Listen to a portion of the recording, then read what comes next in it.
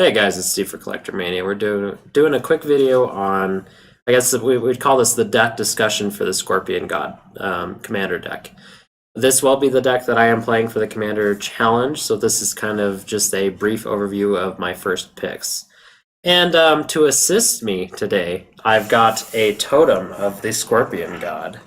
As you can see, we've crafted this wonderful helmet for me to wear to channel my inner arachnid, as it says so handily on the screen. Anyway, let's get into it. The first section I'd like to go over here is something that you could definitely run with, and that's Infect. There's not really, I think I talked about this when I did the Hepatra video as well. There's not really a whole lot of commanders that have a lot of payoff for like you trying to get there with Infect.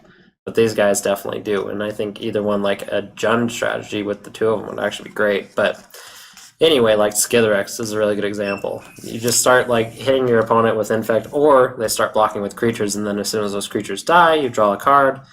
You know, it's just a double payoff. There's a few other ones like Core Prowler. That one, when he dies, you proliferate. So I mean, you're putting -1/-1 counters everywhere.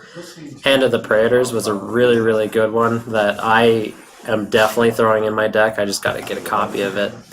But once again, like Infect, I don't know. This could be a way for that strategy to actually just get more than one player, because you get past, like, you know, because usually what Infect will do is it'll come down early and swing and kill one person, but then the other two players will gang up against them.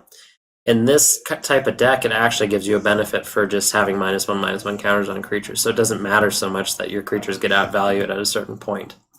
So there's that. This thing's actually kind of heavy now that I have it on.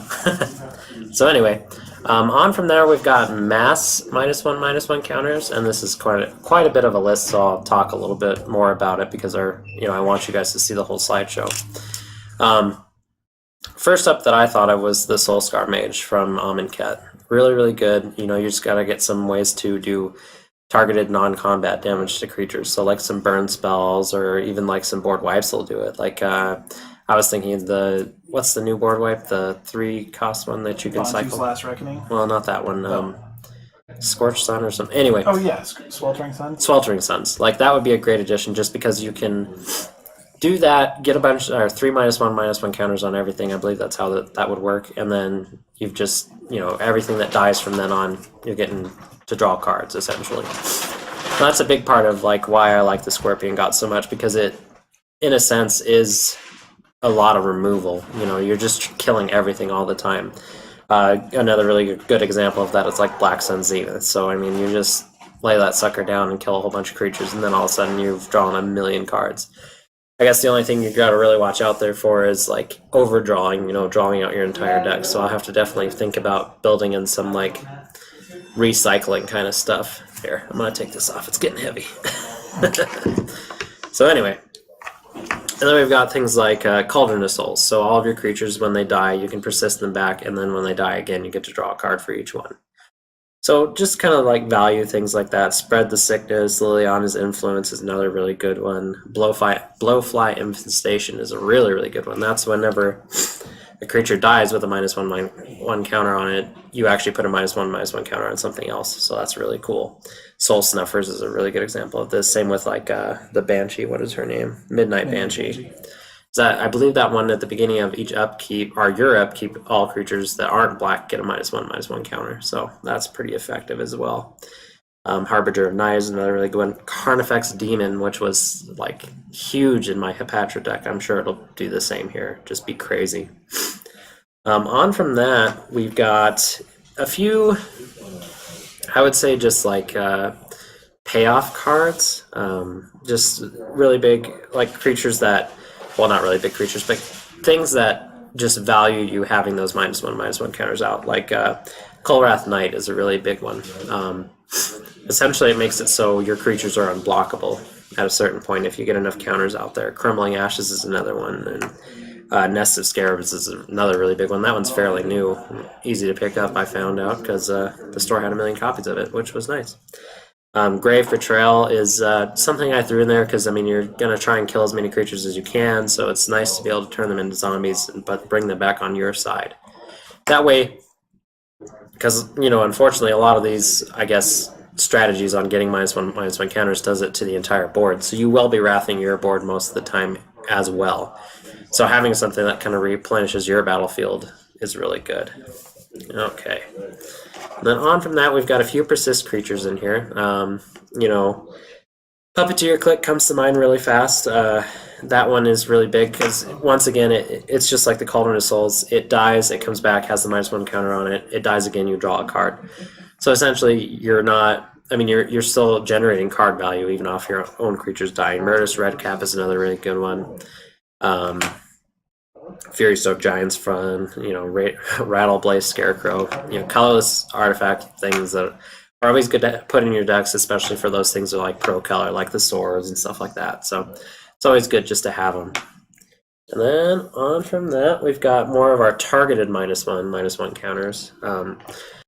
There's a few, you know, generic ones like Fume Spitter, just sacrifice it, put a -1/-1 counter on something. Grim Affliction, Puncture Bolt, I thought was pretty cool. Like, that's going to be a lot of fun.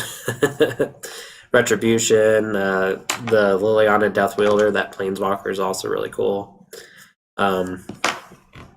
Let's see what else is on here. Skin Render is one of my favorites. I know that I have kind of screwed myself up before where I've accidentally played it and like one of my opponents will just remove their creature and then that's the only target I had, and then I had to put my -1 counters on one of my own creatures. But once again, in this deck, that doesn't really matter because you're still generating card value off of it. And the way that I'm going to build it, it's going to be a lot of like graveyard recursion, so it's not going to matter quite as much, you know, that kind of thing. So, and then we've got, let's see, Retribution, Fevered Convolutions, Splendid Agony is another really good one.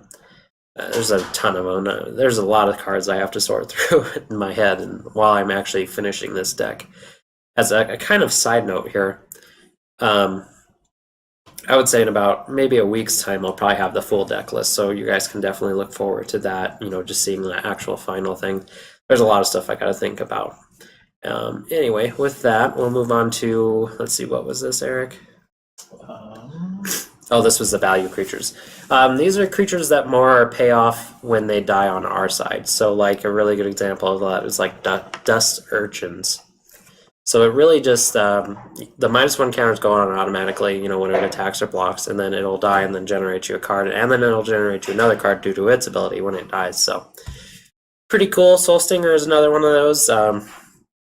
Comes in with -1/-1 counters on it. Plague Belcher is a huge one as well. That one, depending on if you wanted to go like a little bit tribal, you could add some zombies in here or whatever. I wouldn't necessarily recommend that, but him on his own still does quite a bit. He comes out as a pretty big creature, and then you can just throw the -1/-1 counters on something you don't need and then just draw a card. So not bad at all, I would say. Hot-Headed Giant is another one that I'm really looking forward to playing. That guy's pretty cool, actually.